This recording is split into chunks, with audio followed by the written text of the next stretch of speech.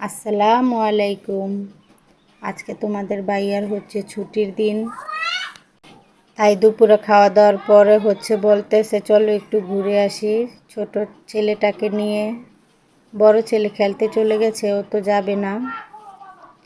তারপর এই জায়গাটার নাম 10 পাইপ, মিজমিজি এলাকায়, আমাদের এলাকা থেকে কিছুটা দূরে।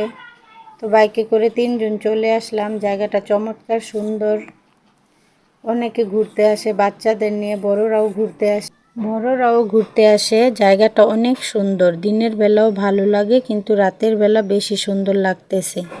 জায়গাটা অনেক বড়, ঘুরতে অনেক ভালো লাগবে। খাওয়ার অনেক কিছু আছে এখানে। আমার একটা জিনিস বেশি ভালো লাগে, তা পানিপুরি। টকগুলো মাশাআল্লাহ অনেক ভালো লাগে, টকের আইটেমগুলো অনেক ভালো। আরও অনেক খাওয়ার দোকান আছে, চাটাও ভালো লাগে। আমার থেকে তোমার ভাইয়ার চাটা বেশি পছন্দ। তারপর একদম লাস্ট কর্নারে চলে আসলাম। এখান থেকে তারপর আমরা ট্রেনে উঠলাম। আর কোনো লোক ছিল না, শুধু আমরাই। বলতেছি কত টাকা একজনের, বলতেছে আপনারা দিয়েন, উঠেন। বলতেছে কতক্ষণ চড়াবেন, বলছে যতক্ষণ ইচ্ছা ততক্ষণ চড়েন। তারপর আমরা 3 জনে উঠলাম। আমি উঠতে চাচ্ছিলাম না, তোমাদের ভাইয়া বলতেছে যে উঠো, 3জনেই চড়ি। তারপর 3জনেই উঠলাম। তো চড়ছে, আব্দুর রহমানের অনেক ঘুম পাচ্ছিল।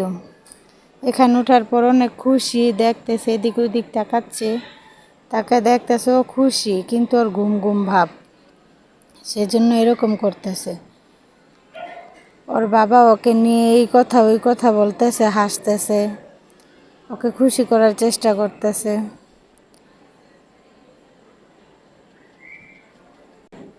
তারপর আমরা যে উঠছি ট্রেনের মাঝখানে যে গোল চক্করটা, এই জায়গায় 3টা মেয়ে আসছিল। মেয়েগুলো আবার এখানে খেলাধুলা করতেছে, বলতেছে উঠবা উঠবা, উঠে পড়ো। মেয়েগুলা উঠতেছে না, পরে আমি বলতেছি যে থাক, আর আমি চড়বো না, আমি নেমে পড়ি, আপনারা একটু চড়েন। তোমাদের ভাইয়া বলতেছে না থাক। পরে নেমে গেলাম। নেমে এখানে নাগরদোলা দেখতেছে, এখানে একটা মেয়ে উঠছে, অনেক ভয় পাইতেছে। ছোটোবেলা আমরা 3 বোন একসাথে নাগরদোলায় উঠছিলাম। ওঠার পর আমি অনেক ভয় পাইছি। 3 বোন এত জোরে জোরে চিৎকার কান্নাকাটি, তারপর আমাদের নামাই দিছে। তারপর আমরা চলে আসি। ওই পর থেকে আমি আর নাগরদোলায় উঠি না, নৌকাতেও আমি উঠি না, অনেক ভয় পাই।